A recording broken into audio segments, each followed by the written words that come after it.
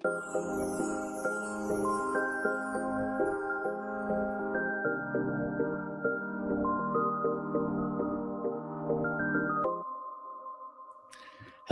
happy Thursday, and welcome to another live broadcast of the Cole Memo. Today on the Cole Memo, we're starting with an NBC5 report about an Illinois family fighting to keep access to the only cannabis-based medicine that has controlled their daughter's seizures. We'll also look at a new opportunity for the public to give feedback on Illinois dispensary rules, and we'll touch on the growing financial troubles facing major operators, including the shutdown of a longstanding cultivation facility. Plus, I'm going to give a few creator shout outs and a quick look at newly revealed federal cannabis guidance that was recently quietly rescinded. Now, folks, over the years, the show has gone through a lot of different looks. I'm going to put on screen right now. You can see that I started with virtual backgrounds. This is our friend Scott Redman. Here I am on my virtual background, sparking it up back in the days of Chillinois. Here I am when I first started the Cole Memo in front of my virtual Cole Memo background. And of course, I recently made a transition to a plain white background, which I'm displaying on screen right now. I don't know if you guys noticed or knew this, but for like the last year, I've been standing while I've been doing this podcast. Talk about dedication. Been standing in front of a white background. And then, of course, most recently, we made a change like this, which I'm putting on screen right now. We chose a new streaming platform to give the show a feel that's more interactive and professional. And today, I'm excited to share the next small evolution. It's nothing big, but here we are. I've got a new custom studio set up with a few nods to the history of the show, and I feel a cleaner and more professional feel, and I couldn't have gotten here without all of you. So thank you for your continued support, and if you'd like to continue supporting this show, please just like this episode, rate the podcast from wherever you're listening in from, and share it with your friends. Or, you can visit colememo.com/support. And I'm curious, what do you guys think of the new look? It's nice. I got little odes to different folks and people, and I'm sure as time goes on, I will add more knickknacks and paddywhacks to the shelving here and fill it all out. We're just getting started here. So, folks, without further ado, let's just get into it for another episode of The Cole Memo. The Cole Memorandum. The Cole Memo. The Cole Memo. The Cole Memorandum. I mean, you have to respect the memo.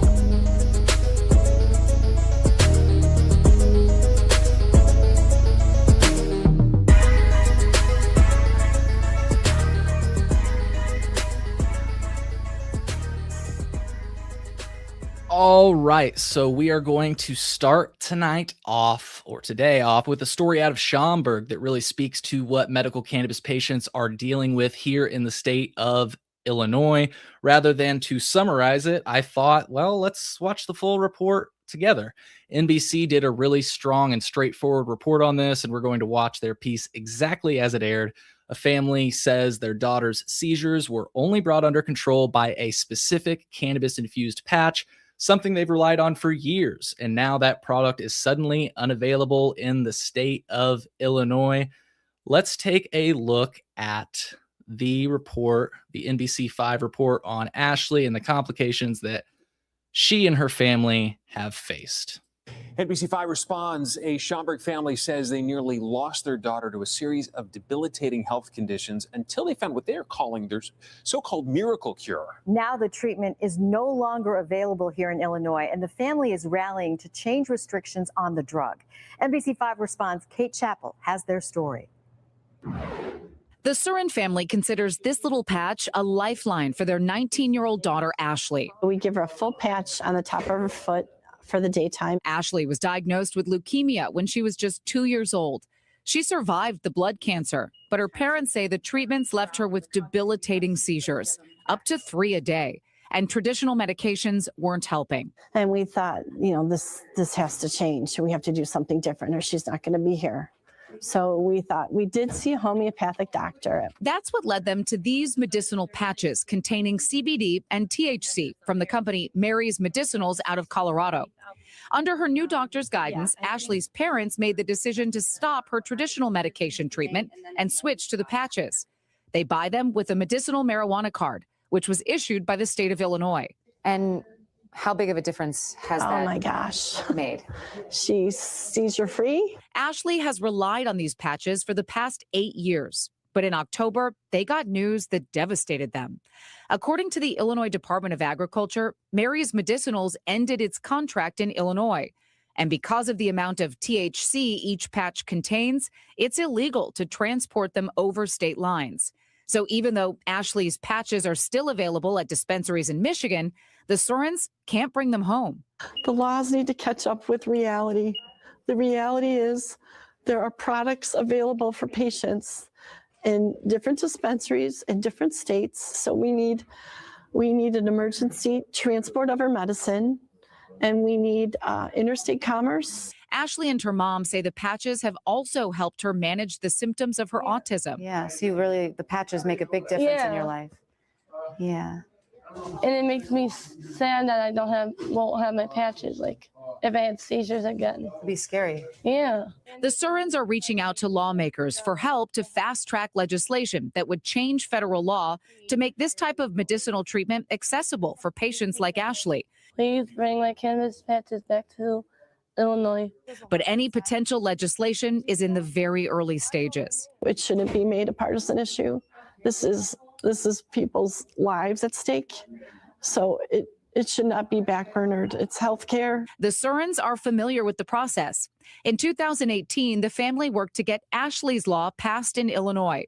It allows students to have medicinal marijuana products on school grounds with their doctor's approval. What is it like to have a whole law in your name? It feels different to have a law than before, because I never had a law before.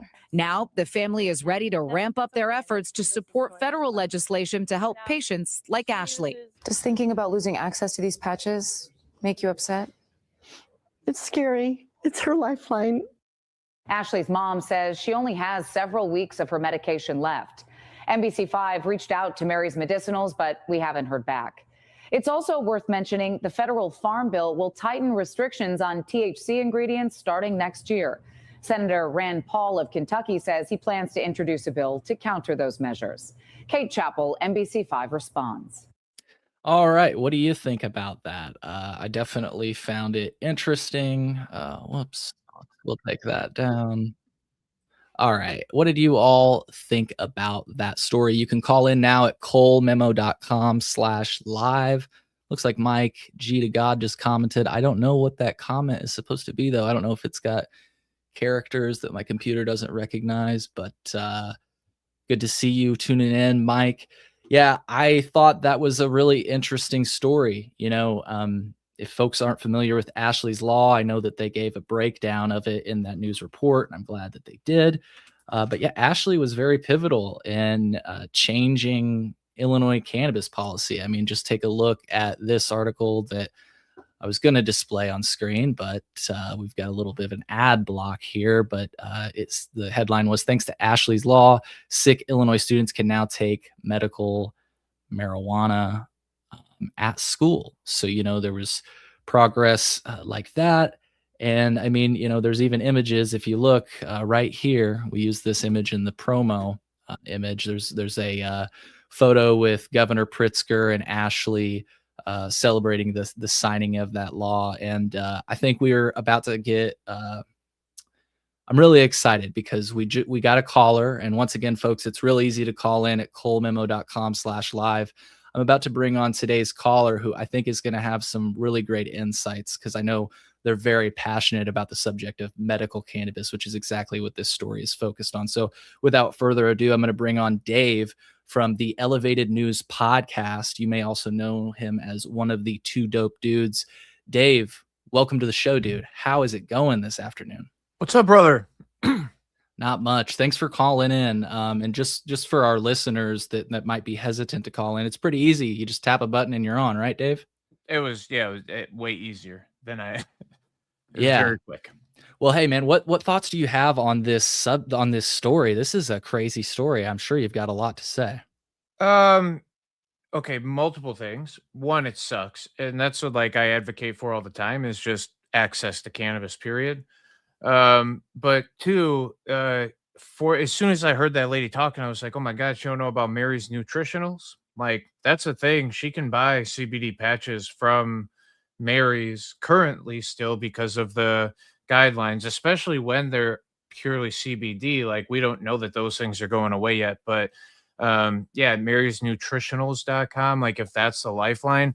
But this is a thing that like scares me more than anything with like the branding of cannabis is that these people have only bought into one product and they only care about that one, and there's nothing else. Like that's the only one. And it brought that lady to tears. Like, and I understand what that means, but those are the people that I love to talk to more than anything, where it's like, if one thing isn't working, the next thing will work too, you know? Like, and that's why being more understood of some of the basics of cannabis, your methods of ingestion, your cannabinoids and your terpenoids, and what those values actually mean and do for um you in the long run, like, you know, that's yeah, that's it really is that I heard the story, I was like, "Oh my god, this lady should know that there's still plenty of stuff for her to access." Yeah, well said. Well said. And I can't help but wonder if that's why they stuck that little mention in there at the end about the farm bill. And because I think that's exactly how, correct me if I'm wrong here, but I think that must be how Mary's Medicinals is selling their patches the way they are, probably under the guise of hemp, right? Yeah, well, so Mary's is a licensed company that when they do medicinals, they're in the dispensaries. And then when they do nutritionals, that is like outside of the dispensary where they are doing hemp based products. And I read that comment too. It should not be cannabis laws and hemp laws. We should figure this out as a whole plant process. But uh, yeah, how long before those days? Right. The government has a funny way of creating arbitrary terms that end up dividing communities when we mostly agree on, I would say, just about everything. And that's what's really, I think, the downside of the whole hemp thing. But the positive thing, I'll try to leave this on the positive note. I know you and I will try to find the silver linings here. I'm hoping that stories like these do spur some change, because as unfortunate as the situation is, sometimes, and as you may know, these emotional pleas, they're effective. When you Oh, see yeah, and more than anything, that young lady deserves access to the thing, right? well said. And I'm not saying that she should have access to those CBD patches. If that's the thing that's working, always have access to it. And that's why like um I hate the constant process of regulation, right? Like where we're all talking about deregulating some things, and regardless of which side you look at, it's just like these people deserve access to it. And when it's the thing that's helped this girl not have seizures for how long, and it actually does sicken me a little bit. It makes me a little bit disappointed in the system when it's these stories that you hear. So like you said, maybe that is the push for them to go, okay, you know, Yeah. keep Yeah. access. Well said. Well said. Well, just want to remind folks you can call in at colememo.com/live. Dave, I appreciate you calling in, my friend. And I just want to tell the folks I'm actually going to be giving your show a shout out later on in a segment I'm doing, Thanks. creator shout outs, but I want to give a shout out right now. Check out the Elevated News podcast with two dope dudes. It's a great podcast that I listen to every week. And if you don't already listen to it, you should. I don't know what you're doing, but Thanks, brother. hopefully introducing you will get you started. So Dave, please call back in. I think you may have thoughts on this next story because they relate.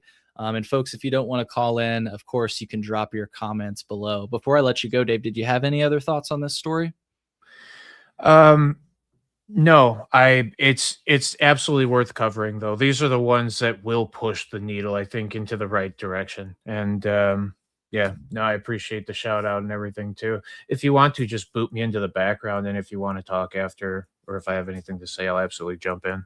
Cool. Cool, man. Yeah, hang on and we'll get right into it. So folks, we obviously have some thoughts about the cannabis market, and that's not only maybe inspired by this story that we just did, but just, if you watch this show or if you watch the Elevated News podcast, you're probably keenly aware of some of the shortcomings with the Illinois cannabis rules as they stand. And so let's talk about something that I've not seen, I think, ever in my coverage on the Illinois state cannabis policy, which is that Illinois just opened the door for feedback on our Illinois cannabis policy. So let's talk about that in this next segment of the Cole Memo.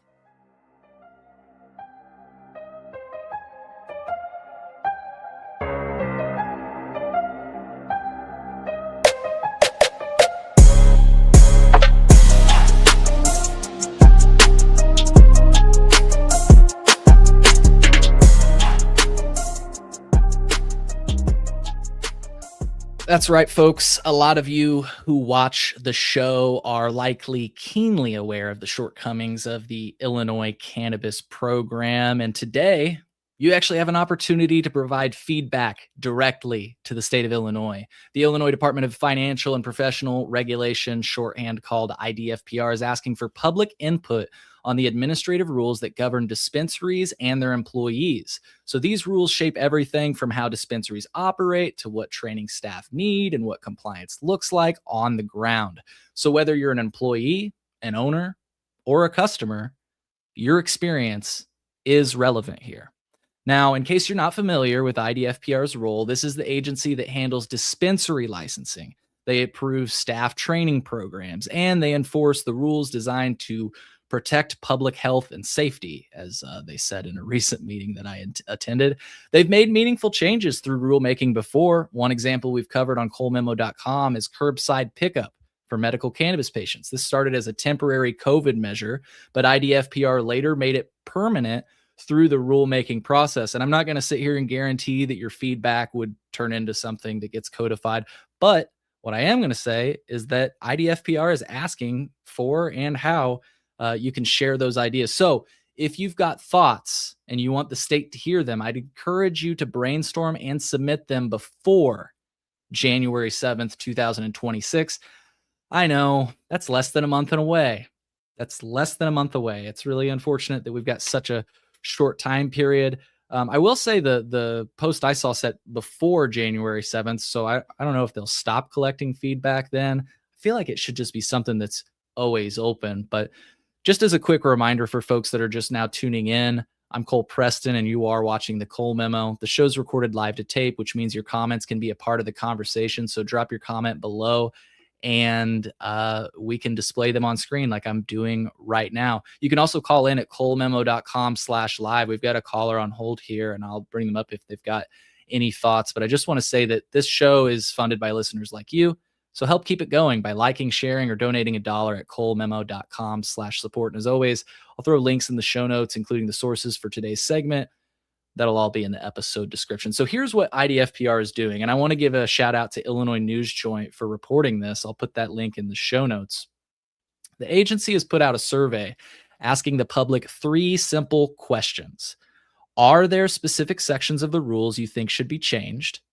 Do you have ideas for improvements that aren't captured in the current rules? And are you open to someone from IDFPR following up with you for more detail? They also note that the form doesn't collect personal information unless you choose to provide it. And this feedback is meant for IDFPR's cannabis control section, which again is part of the agency that oversees dispensary licensing, employee credentialing, training, program approvals, and compliance enforcement. So this is the place to talk about real world problems and put forward your practical fixes. So I'll have links in the description for the survey itself, along with the current adult use and medical dispensary rules, in case you'd like to look through them as you brainstorm. And I just want to reiterate one more time, because I know I have a lot of passionate home growers that tune in. IDFPR does not oversee everything in the cannabis system in Illinois. They don't regulate cultivation centers. They don't set policy on home grow. So comments on those topics may not land, if you know what I'm saying. But if your feedback relates to dispensary operations, employee rules, or the customer experience inside a dispensary, that is within their lane. One example I will say, just for my home growers, just planting a little seed, if you will, pun intended.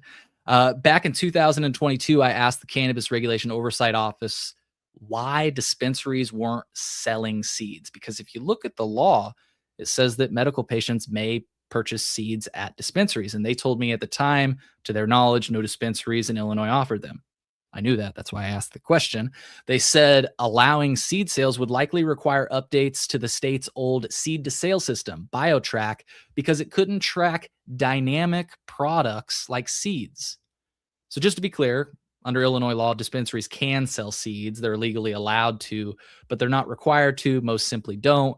There's no mandate for cultivation centers or dispensaries to supply seeds, but they could. And I have talked with operators on the podcast who said they've tried. They've asked the department, hey, can we sell seeds? I can buy hemp seed. Can we sell it along other retail items in our store? They told me that the department would not allow it at the time, which really stood out to me because it does show that some operators did want to offer them. And I bring this all up because now the state has switched over to metric. I can't help but wonder if the functionality is more attainable than it used to be. You remember they blamed BioTrack. They said, well, yes, the law says we can sell seeds, but right now we can't because the software doesn't allow us to. I wonder if metric allows you to. So that might be the kind of practical dispensary focused feedback worth including in your submission. And that's exactly the type of issue I think this survey is designed to capture. I'd love to hear what you guys think, what changes you think Illinois should make, whether it's something small and practical or something bigger that could help bring the program closer to what people expected when legalization passed. Drop your ideas in the comments or call in. I'm going to bring Dave back up. I'm curious if Dave has any thoughts on this. Oh, I can go for a bit, but I think like the biggest one for me, or one of the bigger ones for me, Lord Nero hit pretty perfectly as number one. Medical patients should be able to get medical tax breaks at every dispensary. Well It said. is, yep, unfortunate that they are not. I do believe that, like, even for the market, it's just good for everybody. The market, it's good for the consumer, it's good for everybody. If they were to expand limits, I think limit expansion would be one of the biggest things, because expanding a purchase limit would also expand your carry limit at the same time. So you would be less a criminal for the same level of possession or purchase. Yeah. Every time anything like this comes up, I just question, what can they actually do? You know, while you were saying this, I was racking my brain pretty good. And like the medical patient thing, like I've always been more for the medical patient. I'm for everybody, but just like we watched that news story earlier, the stories are more captivating. They feel more impactful. But yeah, I don't know that they have much ability outside of maybe making a mention to other, like, entities of the state, you know? Right. Right. Yeah, Like, yeah, like they've applied pressure on lawmakers in the past, for example. So is that sort of what you're thinking? Like, it's literally it. I mean, I think without a Pritzker signature or something, right? I don't know that these things change anyway, so maybe they have the ability to kind of force the hand there. yeah.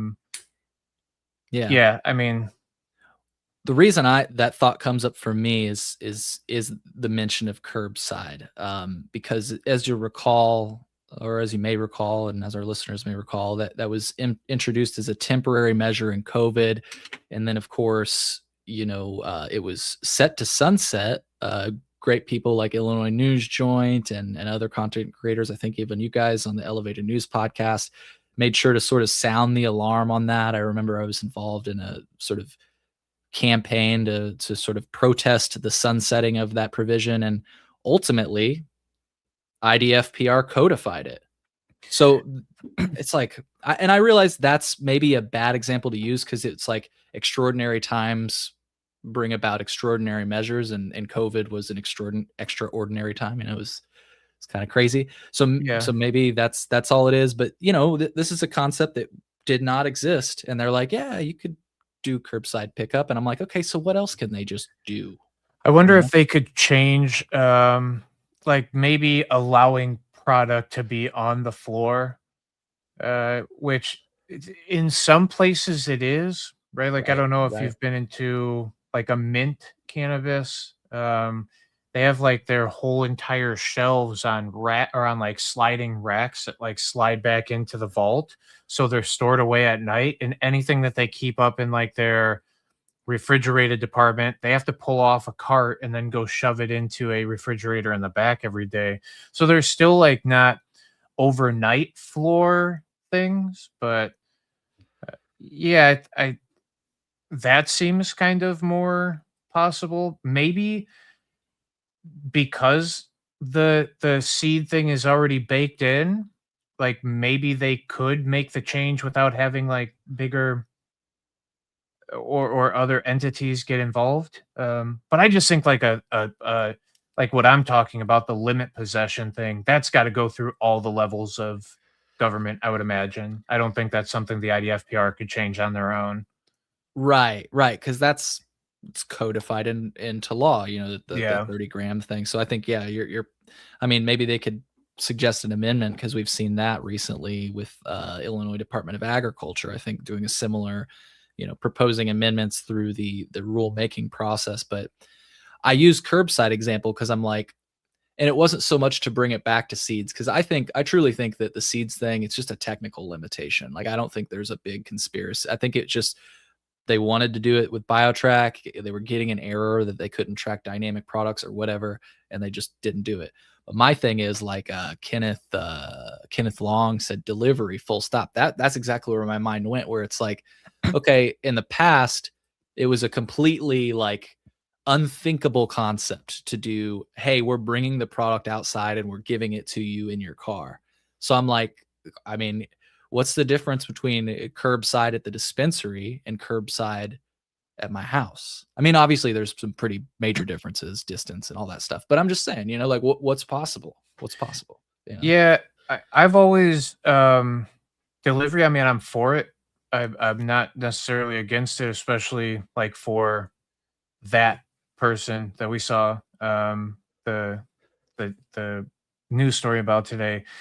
But the state has 100 cameras everywhere watching every single bit of product going everywhere. So, I mean, without somebody putting I mean, like, I can't imagine what they would make you do. Like, put a camera in your vehicle, get on Well, a GPS system. Like, there's a lot of things because that technically, if a delivery driver came up, picked something up, and it didn't get to the end consumer, is that like some level of diversion or, I mean, yeah, to your point, in Massachusetts, they wear body cams to okay, do delivery, it's wild.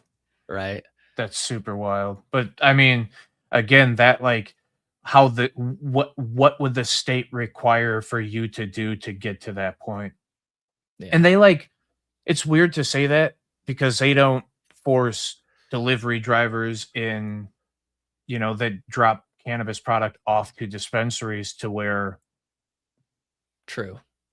you know, but I think that's a little bit different because there is still a checks and balances with every invoice that comes through and every manifest that comes through is signed by the dispensary crew and the delivery group. And then like everyone is timed. You have to tell the state every time that it's happening. Well, They and just, yeah. as NBC reported in the past, there's cameras inside the vans. There are GPS GPS trackers that will notify companies if they cross state lines.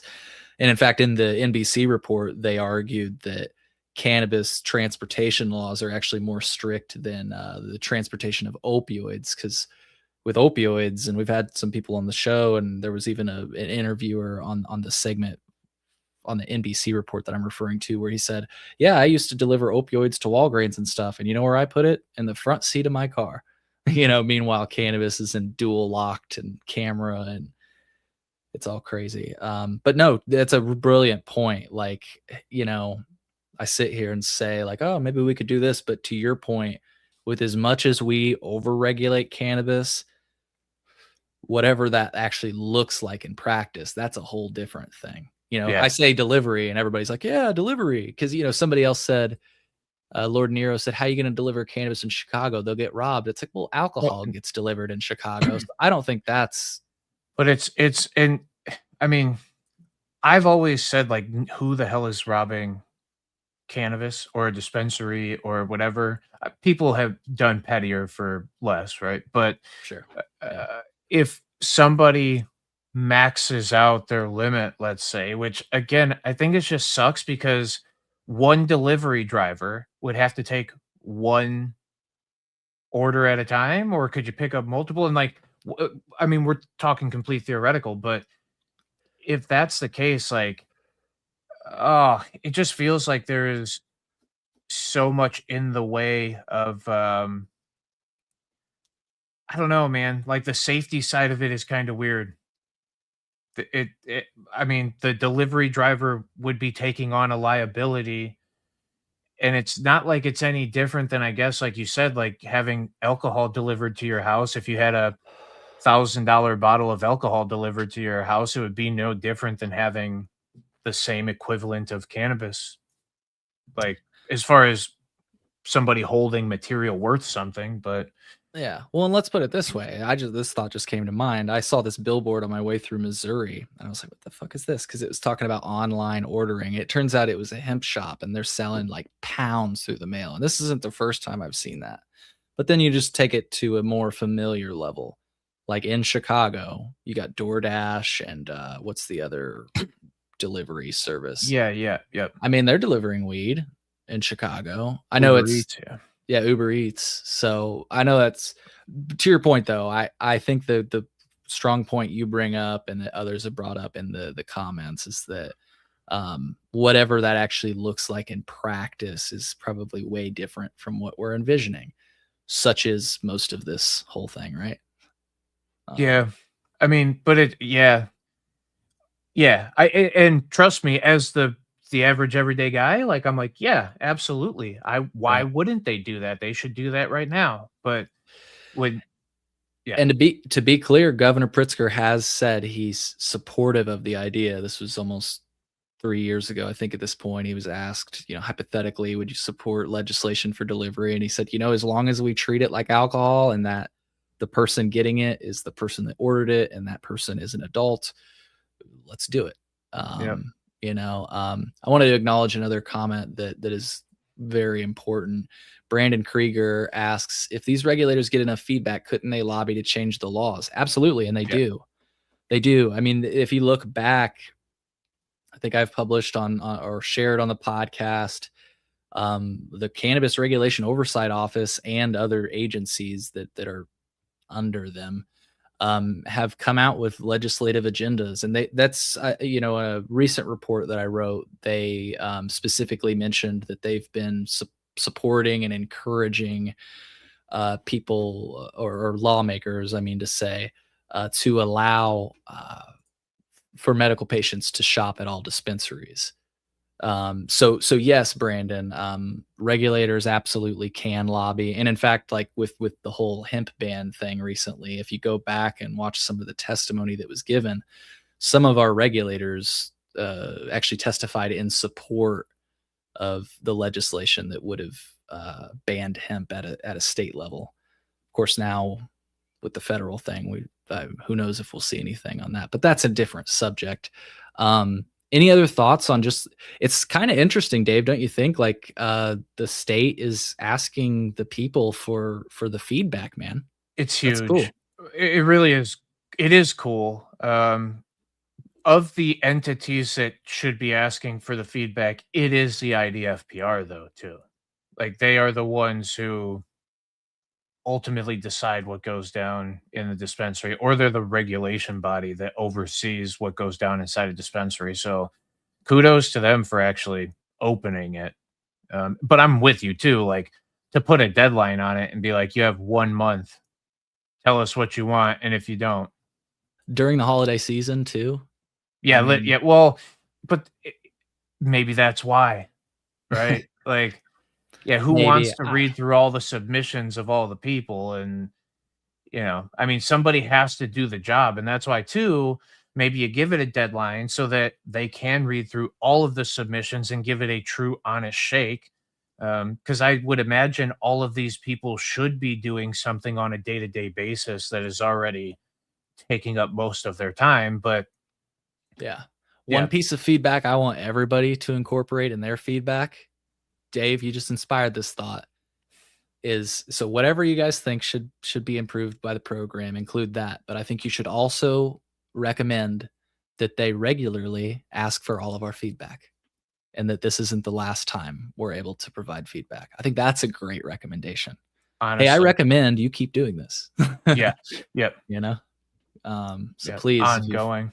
if you're planning on this, folks, like I said, I'll have the links in the description for the survey itself, along with the current adult use and medical dispensary rules in case you want to look through them as you brainstorm. Just remember what I think it's very important to curtail or focus your suggestions on what IDFPR can actually do. And if you're not sure, that's okay. Maybe just say that at the beginning of your recommendation. Be like, look, this is the first time I've been asked for feedback on cannabis policy in Illinois. I really appreciate this opportunity, and I apologize if some of my recommendations are not something you can field. And could you potentially let me know if that's the case? That you always try to do stuff like that so that you can at least be pointed in the right direction.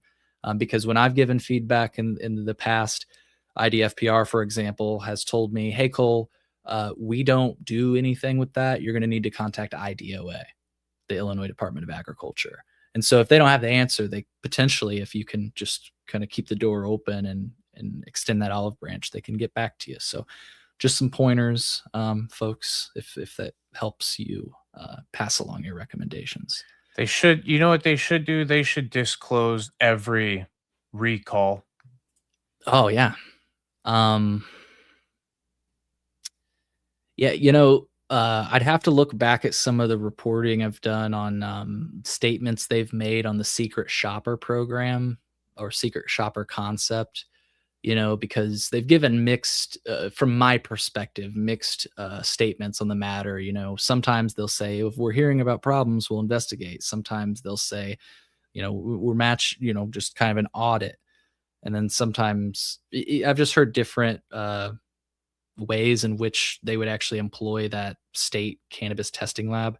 So yeah, folks, if you have recommendations on stuff like that, consumer transparency, I'm displaying a comment right now. I don't know, and Dave, I bet you know more than me about this. I'm pretty sure labeling is not under.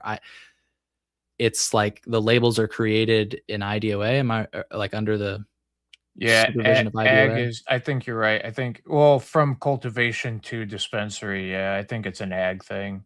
Yeah. Um, I agree with the idea though here. It would be nice to have some transparency about any remediation or kill step, any added botanicals, yeah. this should be transparent. Well, and that's. I mean, like I said, even just start at the tip and like, what are you recalling and why? Because there has been plenty of things that have been pulled off the shelves before that don't get disclosed to the public, and it's left to individual dispensaries to kind of spread the word if they decide to. But why would you want to tell somebody your product's bad? Yeah. And sometimes I don't know if you've ever heard of this because that is absolutely right. I was recently informed of another angle in which this thing can go down, which is that like a silent recall, if you will. Let's say you work for a cultivator and you hear that a few batches you put out are bad. What do? You send out your employees to silently recall that. In other words, you buy it Yeah. yourself, Yeah. and so you're losing money to an extent, but you're not basically allowing. You're not doing a real recall, I guess is what I'm saying. Yeah. But these are just little murmurs I've heard. But anyways, folks, definitely, take notes on this feedback and submit it. Once again, I'll put that link in the show notes. Right now, what I'm going to paste in for people that are tuning in live and maybe just want to check it out, I pasted the Illinois News Joint article, which will also be featured in the show notes. It has the link so that you can go and give that feedback. And it also has links to the rules that I mentioned earlier. So definitely take your time. You've got till January 7th. I do recommend trying to get it in before then. And let me know if I can help, try to give you guys some pointers, but I come up with what you think. And if I can help in any way, or you're looking for any, feedback, always, always open to chat. So Dave, I appreciate you coming on for this Thanks for having me, story. bud.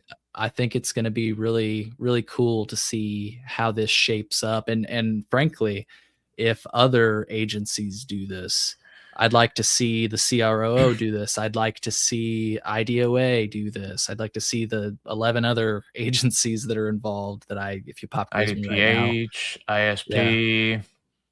Yeah. all Yeah. good. I mean, IDPH, yeah, that'd be great to give them feedback on like how the medical cannabis program is going for patients. I think the story we discussed earlier, I'm sure they're aware now because it's a big story right now. But if they weren't, that the family and everybody, I think, should be able to open feedback. So I really hope that this feedback thing goes well. And like I say, this isn't the last time we get the opportunity to provide feedback.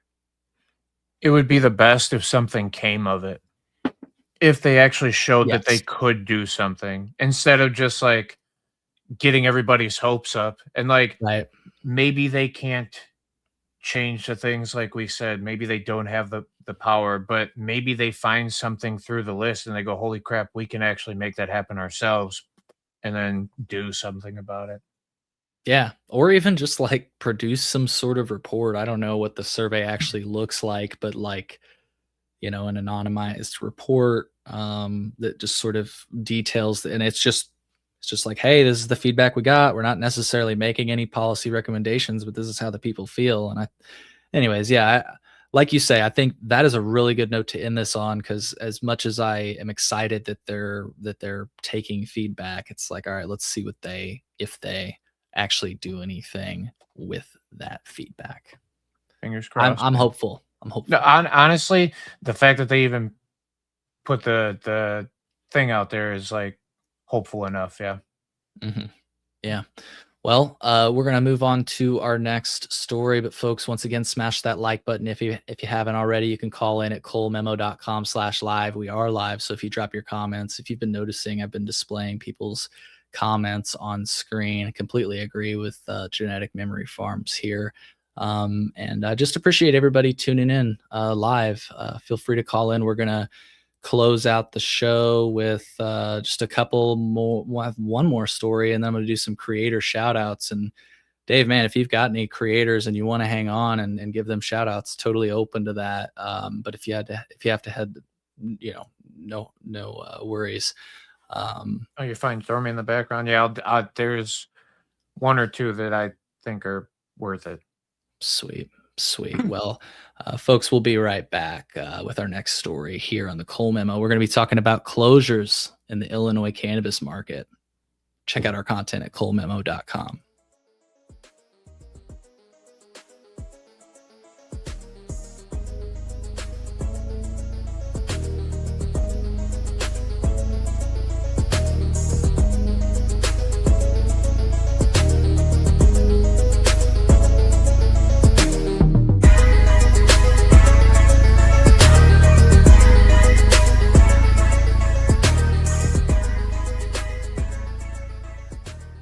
So PharmaCann They're shutting down their facility in Dwight, Illinois. At least that's what I'm reading online.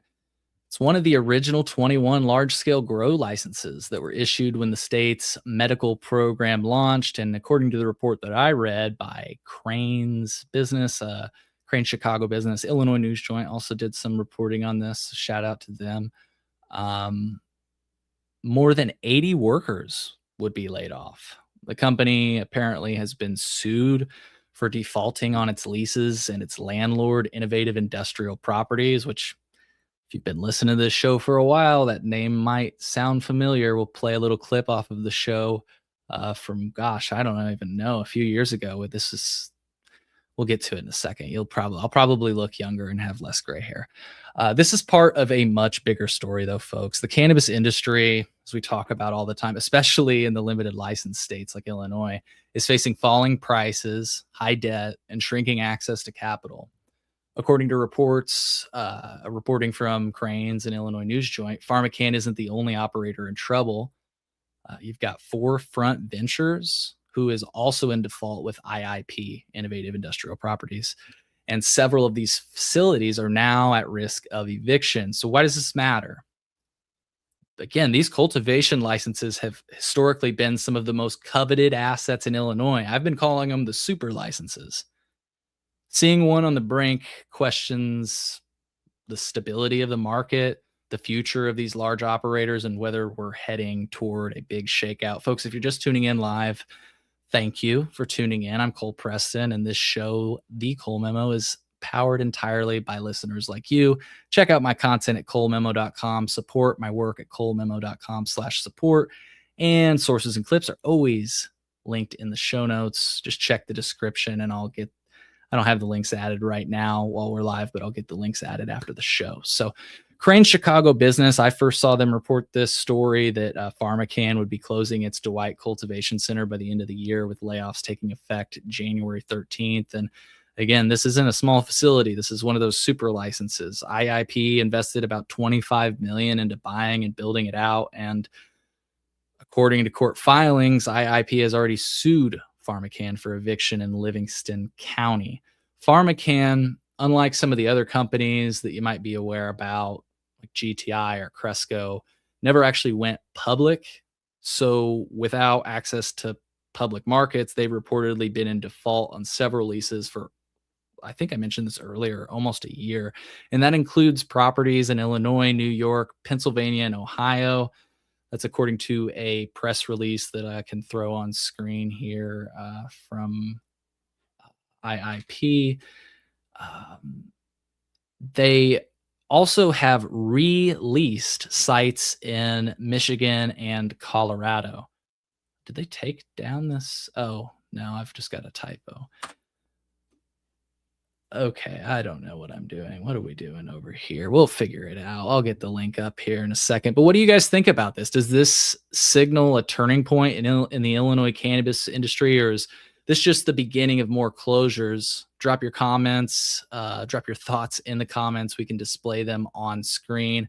If you haven't already, please smash that like button. And this is what was most notable to me. I want to bring Dave up here. We've got a caller. Super easy to call in, by the way, folks. Just colememo.com/live. You can call from any device. You don't have to turn your camera on. One tap, you're on. You don't even have to tell me your real name if you don't want to. It'd be cool if you did, though. What stood out to me from Crane's reporting, and I'm going to play this small clip. I forgot that I had this clip queued up. From when I interviewed the head of the cannabis division at Illinois Department of Agriculture. Crane's reporting said it's not clear whether Innovative Industrial Properties will attempt to sell or lease the Dwight facility to a new tenant, nor whether PharmaCann will attempt to sell the cultivation license. Innovative Industrial Properties noted in its securities filing, which I was trying to pull up a second ago. I'll get it up in a moment, and I'll throw the link in the show notes.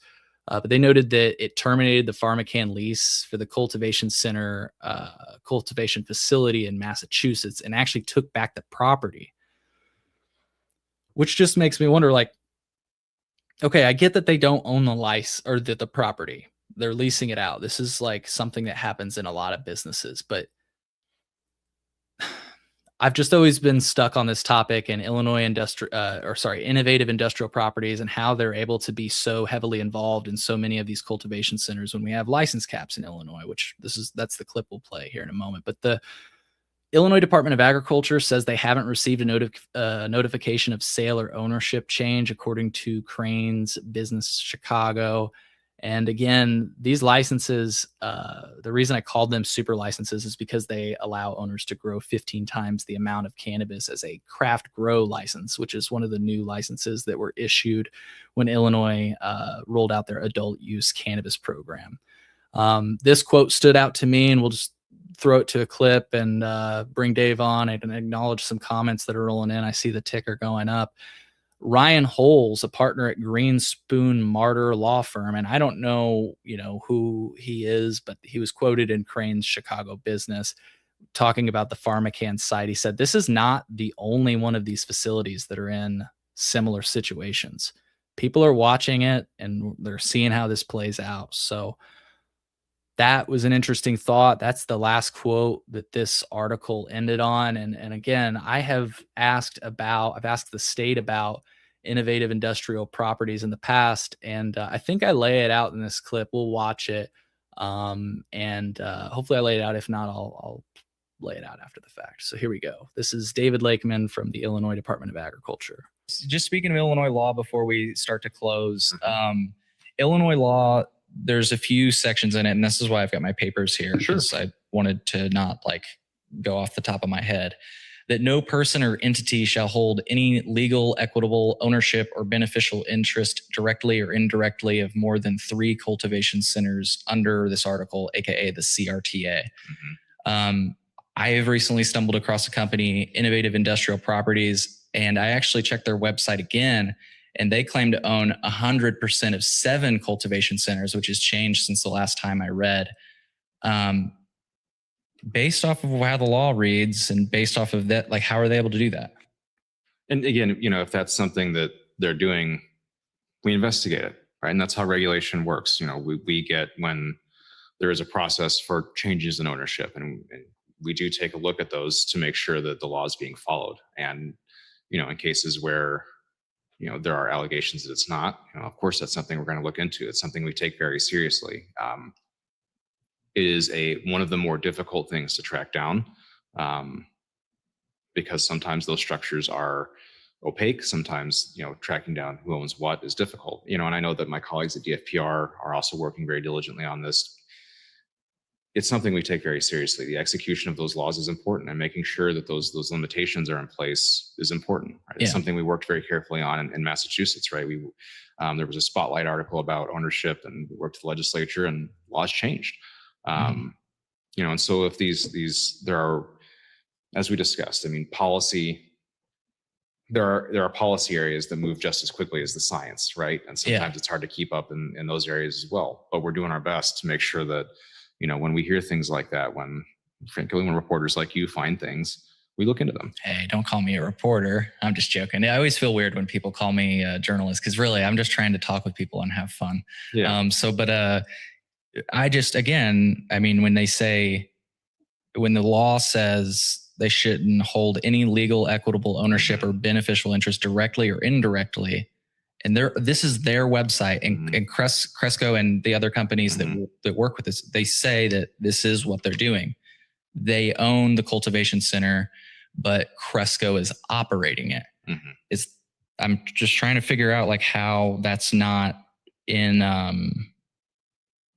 how that doesn't conflict with the law. That seems like clearly they're over the limit. Well, and it depends on what they mean when they say own, right? And that sounds like the most dodgy thing I could possibly say. And I know I feel bad, but they say they own 100% of it on their website. Right. And folks across any industry, not just cannabis, can be imprecise. I'm not covering for or trying to defend any actions there, but what they say and what the actual reality is may be different. And I can't weigh on in any specific instance of this, but what I can say is that we are very diligent in enforcing those provisions. And, when things are brought to us, when we find them through our review of their financial structures or through the renewals, we take all of this very seriously. And we do review those things. What is that like ownership what is? So folks, you can check out that full episode in the show notes if you want to learn more. That's, when I hear, I've just always been confused because the way the law reads, I said that 3 license cap of a cultivation center, and it says you can own 3 directly or indirectly. And my thing is, if you own the cultivation center, you indirectly, um, or directly you're involved in that license. So, and actually, I'm bringing Dave on for his thoughts, but I also wanted to share the Illinois News Joint coverage on this. And according to the press release, and I need to read the press release, but it's, look at this. You know how I use the word directly or indirectly? Although, according to the press release, IIP, through indirect, wholly owned subsidiaries serving as landlords. I mean, it literally, like, it's possible that I am attributing a quote that Illinois News Joint, featured from the press release wrong, but like that says, anyways. Dave, what do you think? I think you were awesomely asking the proper question there, and I don't think you got a real answer, just like you would imagine to come from a somebody who works for the state entities. But um, yeah, I'm even in my brain, I'm trying to think about what that workaround looks like, right? But what do they say? I just own the land and the big ass buildings, and I didn't know what they were going to put in there. We own a lot of land and a lot of buildings, so the fact that they, you know, I don't know. I have no clue how they get away with it, but that's the whole thing. Like, and if you have the money to own 7 of these things, you probably got a little bit of money to lobby and do some stuff too, would be my guess. Yeah. But yeah, there is one thing, and I don't know if you watched. I think you were in there. I listened to you, or I saw you texting back and forth. The Two Dope Dudes episode, we covered that PharmaCann thing too, and then it was funny because right after we covered they're going out of business, we also covered that they just won a license in Texas, and Texas was like did a exaggerated, strenuous test to make sure that people were all suitable for this position. And it was like, uh, I forgot what it was. One of the main things was like, are they fiscally responsible or fiscally capable of upholding this thing? At the same time, they're winning licenses for being fiscally prepared. They're losing cultivation centers for not paying their rent. Like, there's some weird loopholes, and yeah, I don't know. It's kind of weird. Like I say, I'm not, exactly. There are some weird loopholes, and as David Lakeman said, and I'm sure everything actually is being done by the color of the law. I mean, they're putting this stuff out in press releases. Like, I doubt. I don't know though. That's the thing is, But everything when- is everything is interpretable, right? Like Right. according to the color of what the law was in the 2018 Farm Bill, we had 7 years of our interpretation of it, And I think that that's the same thing that they could argue is, well, these people just own the land. We don't really.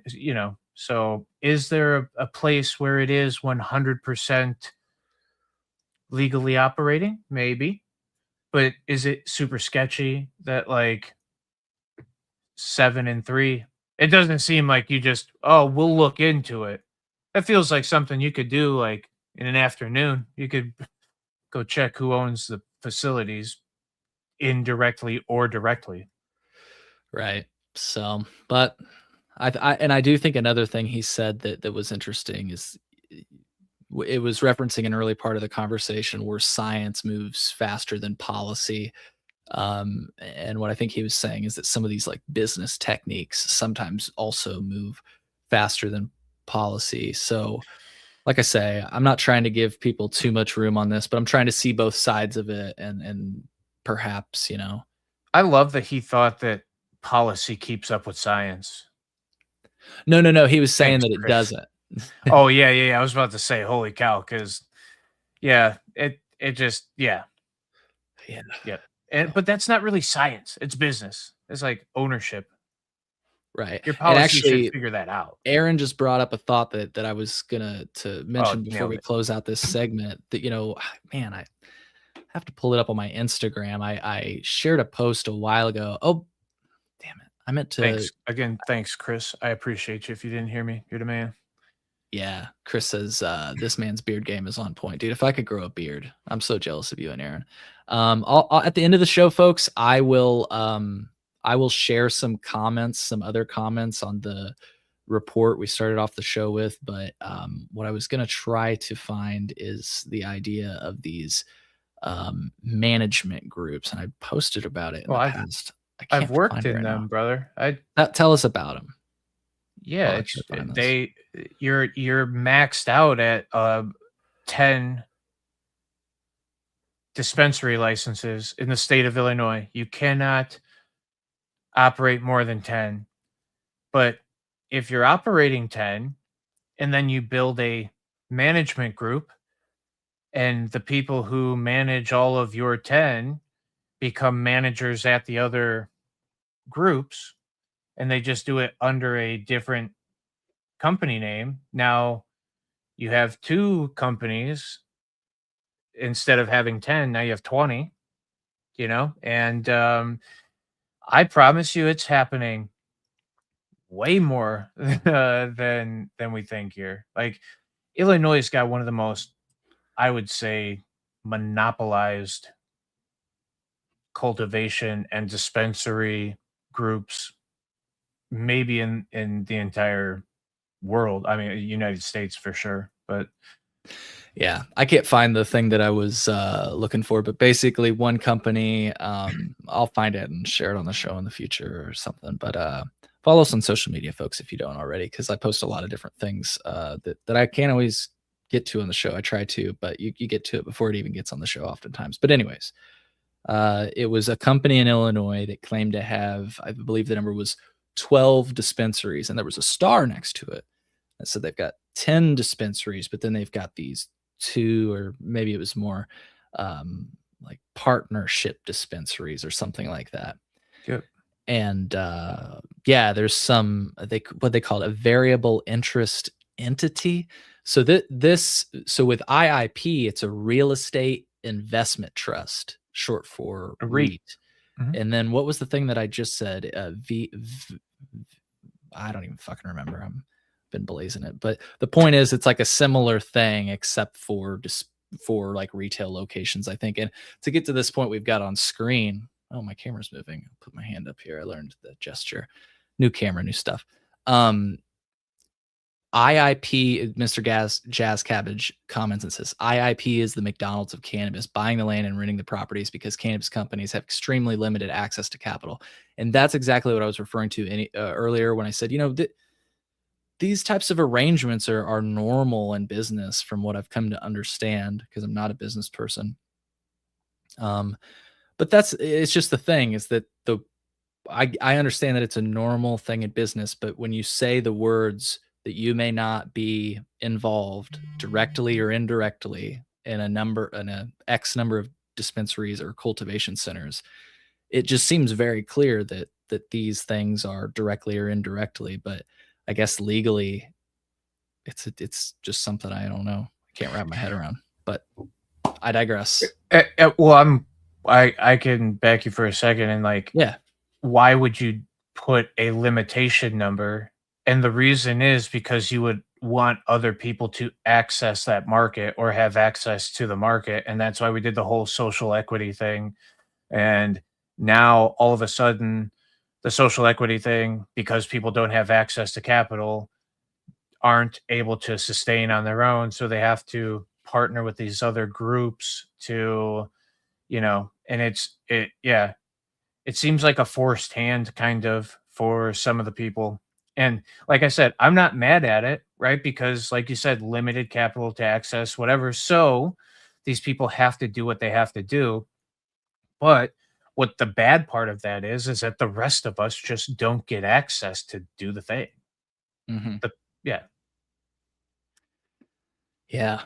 And look, I think Dave, you and I both agree with Lord Nero that limited licensing is not uh uh smart policy. I don't think it's meaningful policy. But what I do actually like about Illinois, so what I don't like is that the state has set a cap on the licenses that can be issued. But I do like that we try to limit the number in which you as an entity can possess.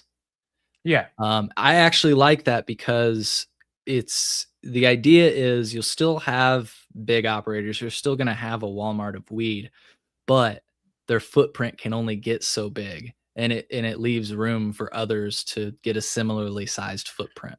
You know.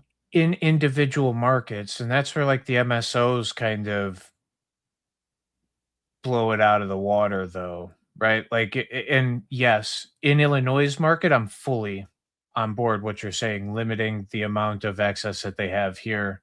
But then when they go outside of the place, like they've got very big footprints. Some of them have very big footprints, and I imagine that at the end we see them gobble up all of the little players, and the very few that make it through that are little players will end up just being smaller time mom and pop shops, which either thrive because people love them the most, or they, cycle in and out because Walmart came and took all the five and dimes, right? Like they just showed up and they pushed everybody out of business. And again, to me, I don't know which way I stand. I don't really care, because as long as there's access to cannabis and it's of some level of respected quality and it's not just some, pesticide sprayed trash, then yeah, I'm like, okay, then it's access and I can't be super mad at it. But it does bum me out that like a lot of people who wanted access or who have tried to gain access even then went the hemp route and still weren't able to, get it. But and that like, so to back you up a little bit, and where it's like great value mids, and you're absolutely right. There's a lot of people who are going to make kind of a consistent thing. Like it's weird because like I've always said, and I don't think it's a bad thing. I think Cresco is the Walmart of cannabis. And they have like their bulk department, and they have their higher quality, what they sell is higher quality, and they've got some things that kind of stand out and do really well against the rest of the market that you can't find in the rest of the market. But so I'm not like super mad at having a Walmart of cannabis because they massively have it accessible for everybody. I mean, I go to Walmart, like I'm not super mad at that idea of a thing, but I am super for like, if you can keep it local, and I know a lot of people who grow substantially better cannabis, substantially cleaner cannabis.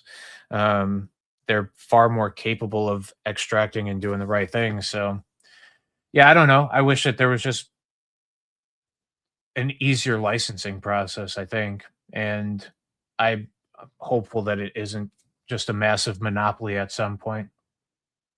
Yeah.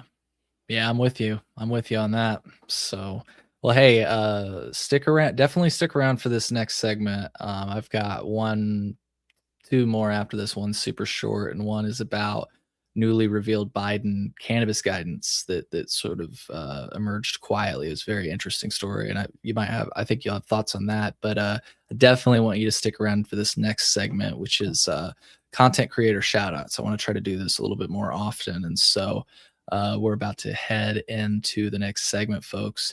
Thank you for tuning in to The Cole Memo. The Cole Memo. The Cole Memo. The Cole Memo. The Cole Memo. The Cole Memorandums. The Cole Memorandum. The Cole Memo. This drug is dangerous. You cannot play with it. It's not funny. It's not something to laugh about. Good people don't smoke marijuana.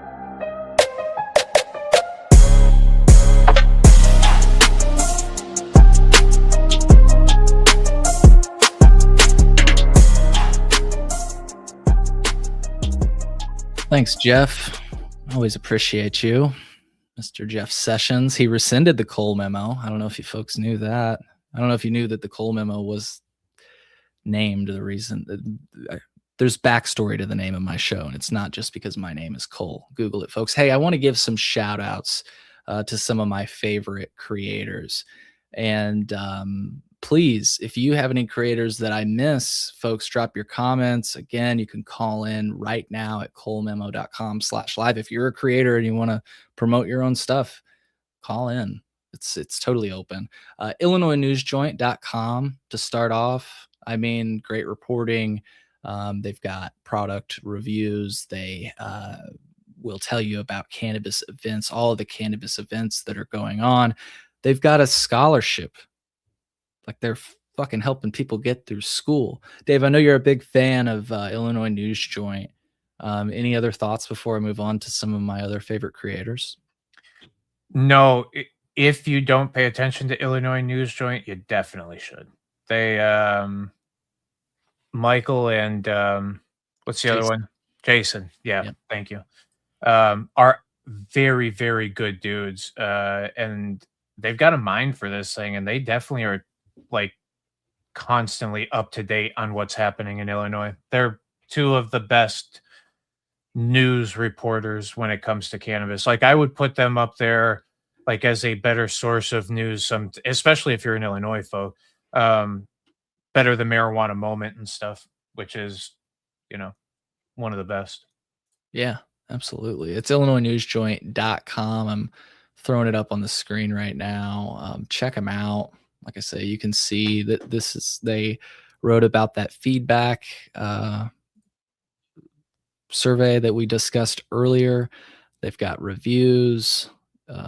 They've got other news about the Division of Cannabis Regulation now has a video permit form. I think that's going to be relevant to people like yourself and myself, Dave, in case we want to go visit cultivation centers. It sounds like we're going to have to fill out a permit application, or somebody may have to on our behalf. I don't know. Read more about it at IllinoisNewsJoint.com. They're talking about the proposed amendments for the medical cannabis program.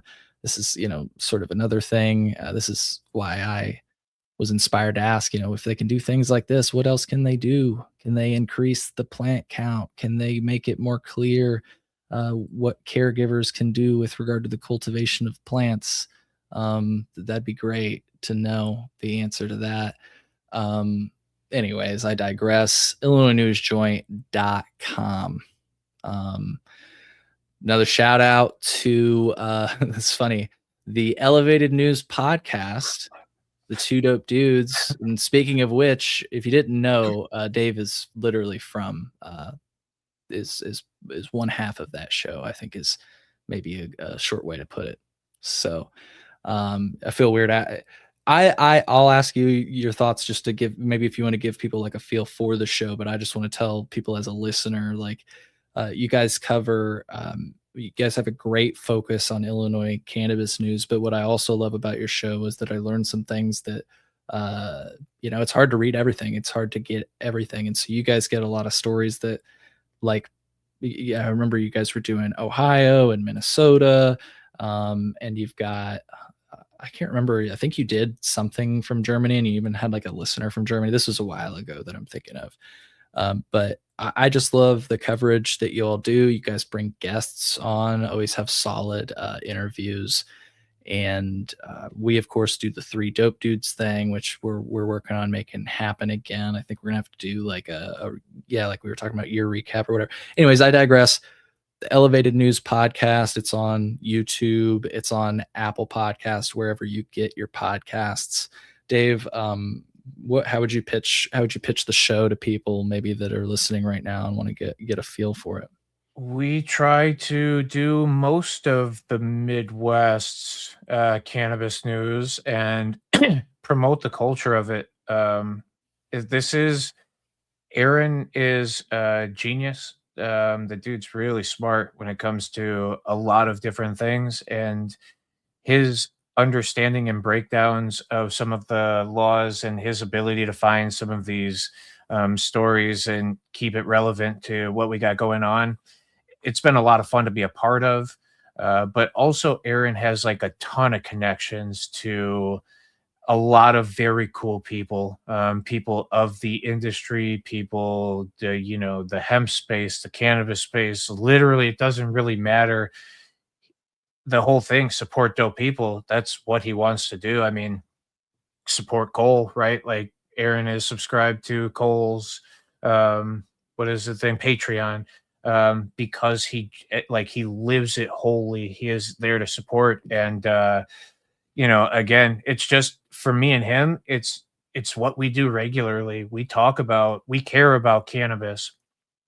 I've been a employee of and an advocate of for 10 plus years. I mean, an advocate of since I was probably 16, 15, 16. So I'm 20 years an advocate of cannabis. And then once I got involved into it, just seeing how it actually helped people was huge. So, and Aaron happened to be a caregiver for somebody. He likes doing more of the growing side of things. So really just when we got together, it was talking cannabis. It was talking kind of culture and what's going on around us and how it impacts us. And we just flipped the camera on one day and started recording. And it's one of the things I look forward to every week, honestly. But like I said, it's just a couple of us chatting culture and news. And we do a live premiere on Wednesdays, and we have a pretty good group of people. Cole stops in and is in the live chat. Um, you know, yeah, anything that we can do to advocate for access to cannabis, we're going to keep doing it. Hell yeah. Hell yeah. Supportdopepeople.com for my listeners. You can also find them on YouTube if you look up the Elevated News podcast or Two Dope Dudes. Like I say, it's great. Comes out weekly. It gets me through my drive oftentimes, my lunch oftentimes. There's a lot of people that show up to the live chats that are really cool that I've seen pop up over here, and it's cool how the community has just branched out. And like you say, big kudos to Aaron for everything he does. For the show, because I know he does the editing, and I'm sure he even made the website, which we're looking at right now, supportdopepeople.com. There's Aaron, actually. If folks aren't familiar with Aaron, there he is. So shout out to Aaron, and shout out to the Elevated News podcast. And another one, I want to give a shout out to. This guy came to the premiere of my mini documentary, Rolled Joints for People. It was dope. His name's Boots. He's from the Weedman 420 Chronicles. My guy, dude. I like Boots a lot. Very, very kind person. And like I said, man, we had the mini doc premiere at Blue Island Beer Company, and he's just like rolling joints for people. It was super clutch. What's Boots' podcast? It's the Weedman 420 Chronicles. Yeah, exactly. So people should look that up. It's on YouTube. It's great. He got a really quality studio setup. It's awesome. Is that his wife that he does that with? I don't want to. I don't know. Significant other. They're great friends. If not, I think they are. And yeah, do they also? Aaron's saying 8 decades. I think you can also look them up as 8 decades. Or maybe we're just giving a shout out to 8 decades. Sorry if I'm mixing wires here. I'm not sure if that's somebody else said I would shout out Grow Author at Skunk Magazine and Breeder of the Rev, aka Michael Page. His grow book, True Living Organics 3rd edition, is the best grow book available. There you go, growers. There you go. I like that. Cannabis Man podcast. I met Don, the host, I think 2 years ago at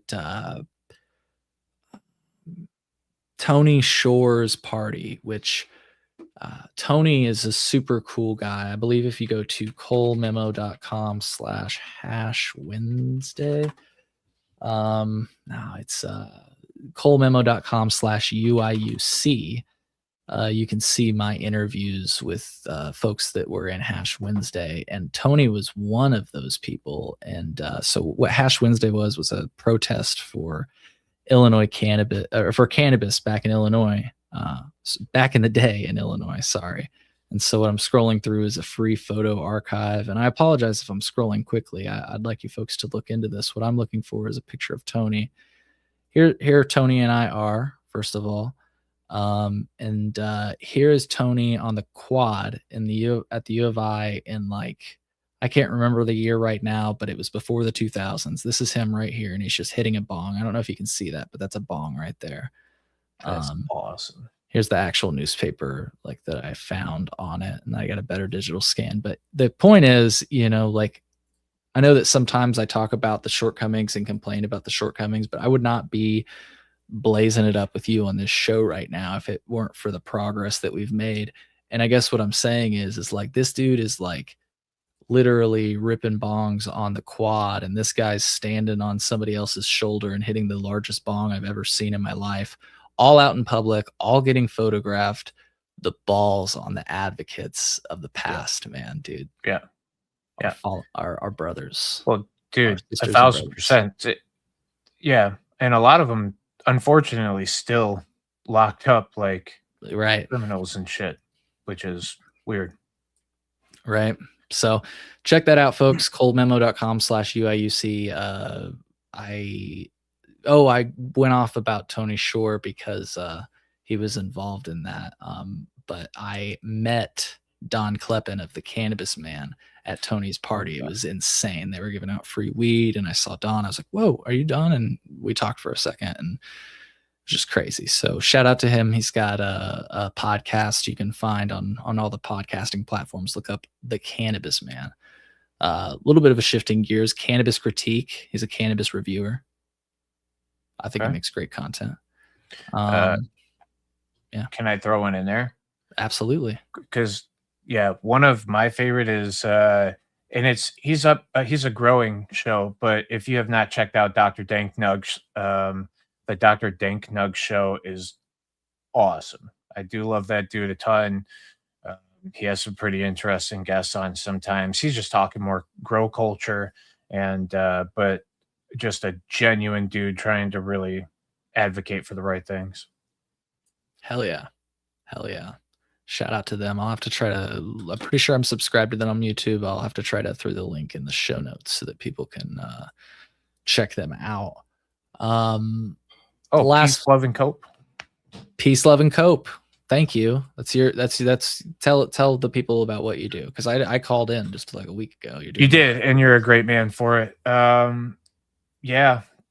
2020, I started live streaming because I wanted to advocate for people taking their health back into their own hands using the plant.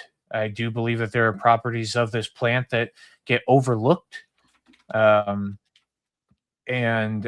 yeah, I just really think that when used correctly, when understood, you can really make massive impacts in your physical health and your mental health and your day-to-day life with this plant.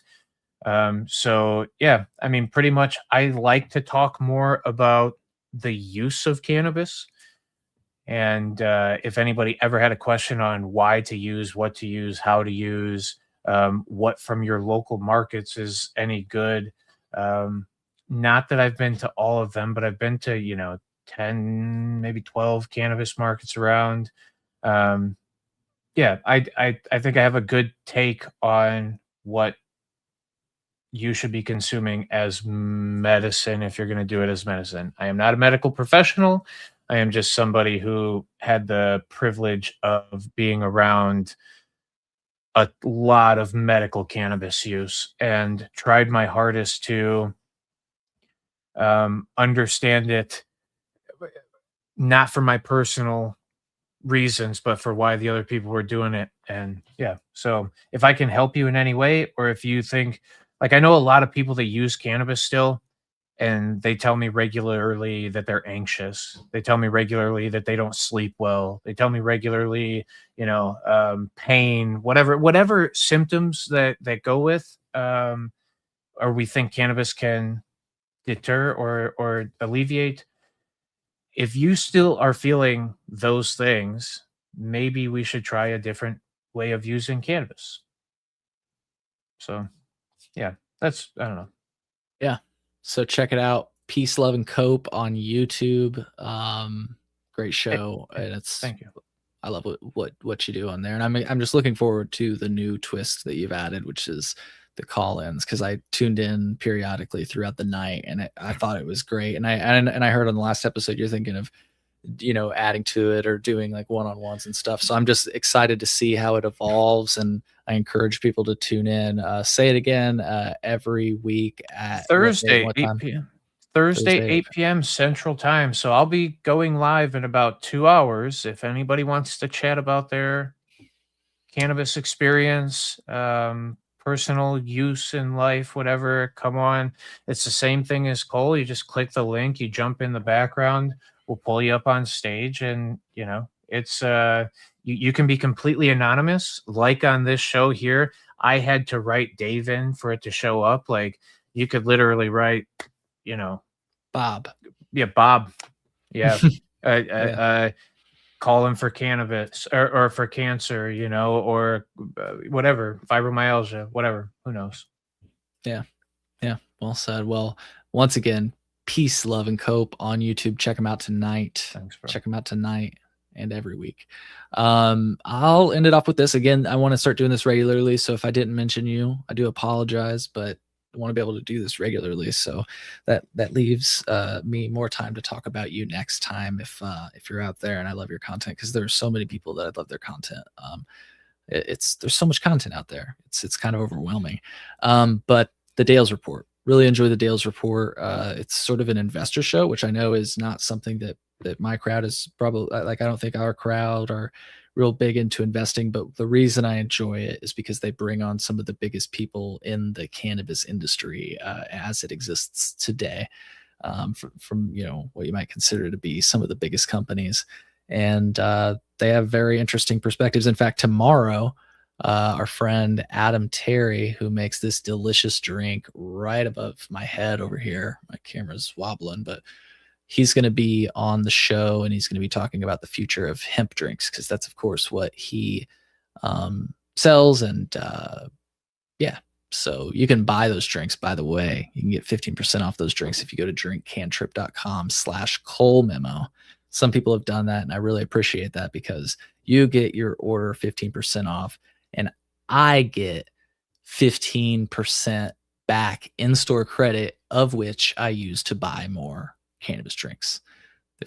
I like the orange soda. They got root beer, cola, seltzers, anything you could imagine, all doses. I got a 50 milligram back there, but they got like 5s, 3s, 10s, and others. So check them out.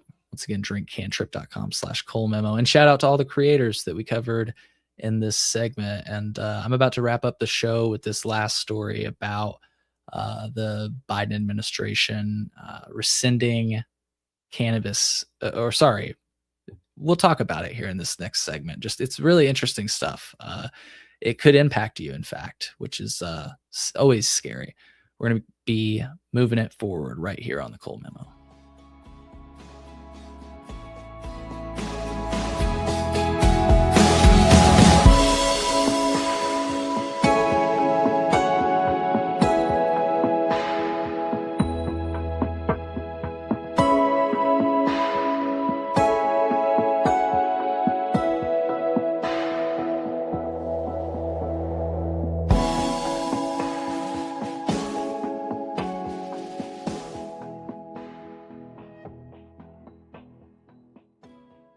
All right, we're going to keep it moving. And Dave, thank you for joining me today.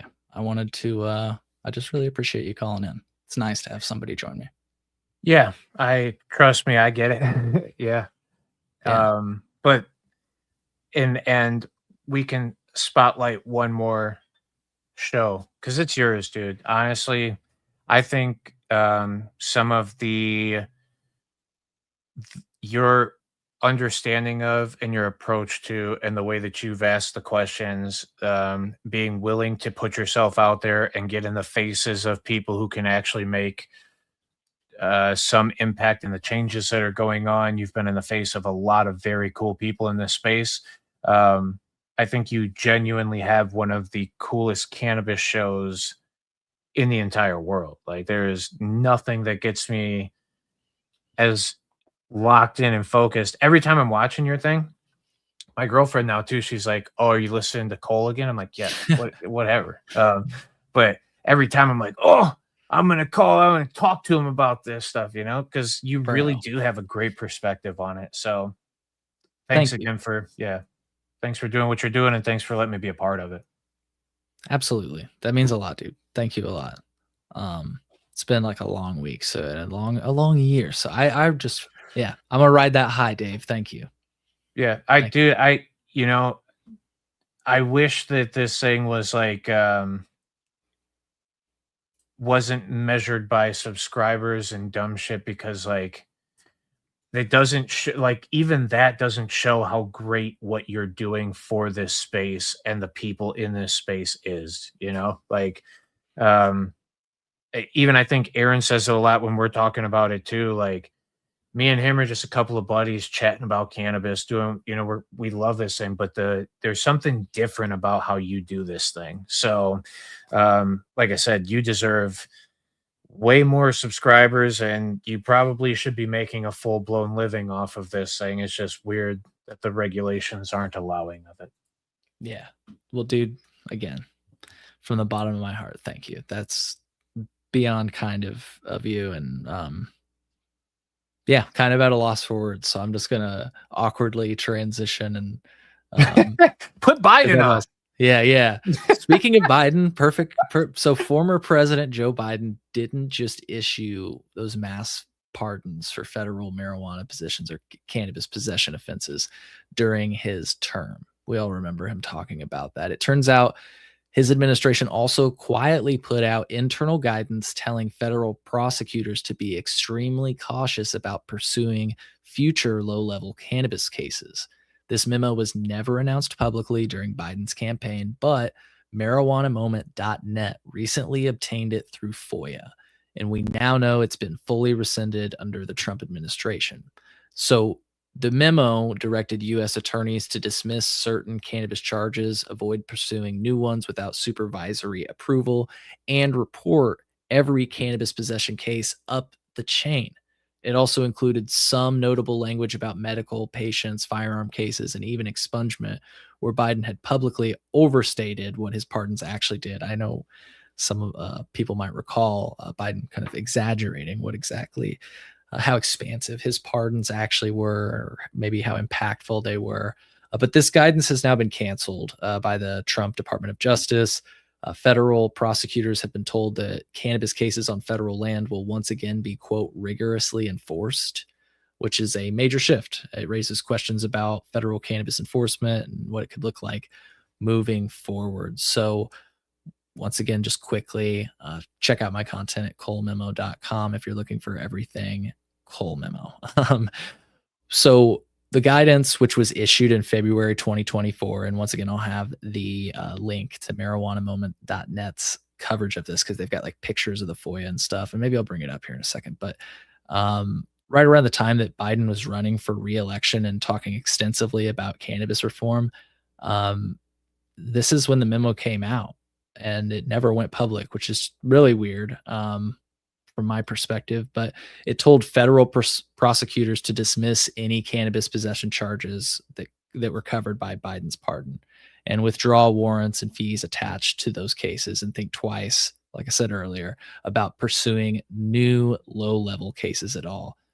And as I mentioned earlier, and I think this is the most important part, it required U.S. attorneys to personally sign off. This is what I meant by moving it up the chain on any simple possession charges going forward. And that's a big deal, I think. It essentially slowed the entire enforcement pipeline way down. We can look at the data, of course, on that. But if those things actually were true and cases were halted, like that's a huge deal. There was also some information about expungement. Another interesting part of the memo deals with medical cannabis. It says that if someone is in a state and with legal medical cannabis laws and has a state issued card, that alone may not justify sending them back to jail for violating probation or supervised release. And notably, adult use consumers didn't get that same protection, which is likely because of the congressional writer known as Rohrabacher-Farr. So you got the Cole memo for adult use, which was rescinded and is sort of honored in spirit. And then you've got the Rohrabacher-Farr amendment, which is why I'm speculating, and I think Marijuana Moment speculated similarly, that perhaps that's why adult use consumers didn't get the same protection in this memo that was unreleased until now. The memo also acknowledged the complicated legal landscape around firearms and cannabis. I know Dave would find this subject interesting. Prosecutors were told they could bring cases under the federal gun prohibition for unlawful drug users, but to be cautious because that statute is being challenged across the country and the Supreme Court is taking up one of those cases. So, like I said, the Trump DOJ rescinded this entire memo, and one U.S. attorney's office has already been reported. And I think this is maybe what inspired this FOIA. I could be wrong. But one U.S. attorney's office had already said that they will now, quote, rigorously enforce cases on federal land. And look, there's always been warnings about using cannabis on federal land, but to just hear that, it's like, why are we now rigorously, like, is it really that big of a problem at national parks, federal buildings, and military bases? It's important to remember, folks don't always realize that the law is different in those places. Sometimes people go to national parks thinking, oh, I'm going to have scenic, a good scenic look, smoke a joint. And it's like, it's a different jurisdiction you're in there. If you're in a federal or a national park, people don't realize that all the time. There's some signage depending on where you're going, but who knows? Not everybody reads the signage. So I know there's a lot here. Some advocates have pointed out this kind of puts Trump's campaign messaging about supporting adult use legalization in Florida in tension with what his DOJ is actually doing. People are pointing out, on one hand, Trump supported adult use legalization, but on the other hand, his DOJ is doing this.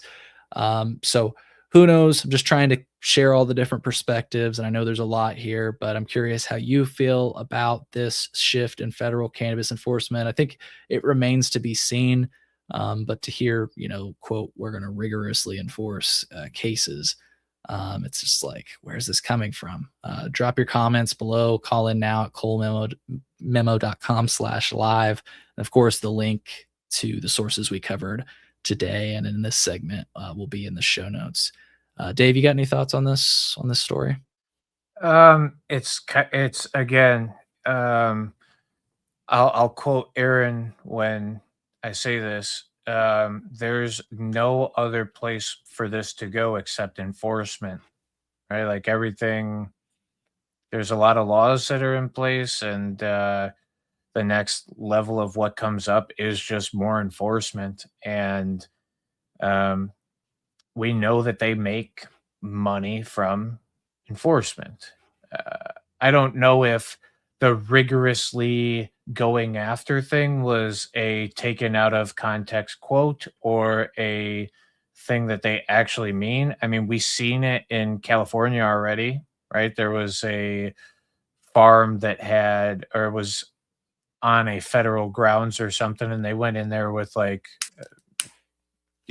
quite a few DEA agents. And I don't know. I don't know if that's more the level they're talking about, or if, like you said, are you going to go to Yellowstone and you're out like way back on a trail somewhere, you get caught smoking a joint by, I don't even know who's out there, game wardens, or if they just have, federal police around. I've never seen anybody like that, but or just their parks people. I don't know. I don't know that that's what they're maybe talking about as much, but it definitely, when you say rigorously, is very open to interpretation that I probably shouldn't smoke this joint in Yellowstone, or I should Right. know what my ramifications would be of smoking that. Yeah. So here it is. They say on September 29th, 2025. Yeah, this definitely had to have inspired Marijuana Moment. The U.S. Department of Justice rescinded previous guidance concerning the prosecution of simple cannabis possession. And they say that, it will now be rigorously prosecuted. Yeah, I mean, See, like that part right there where the U.S. Attorney Smith, does he say the words rigorously prosecuted? Because like anything that isn't in quotation marks from a Right. news story, I take very skeptically. Yeah. I mean, it does say this comes from the Public Affairs Office from the United States Department of Justice.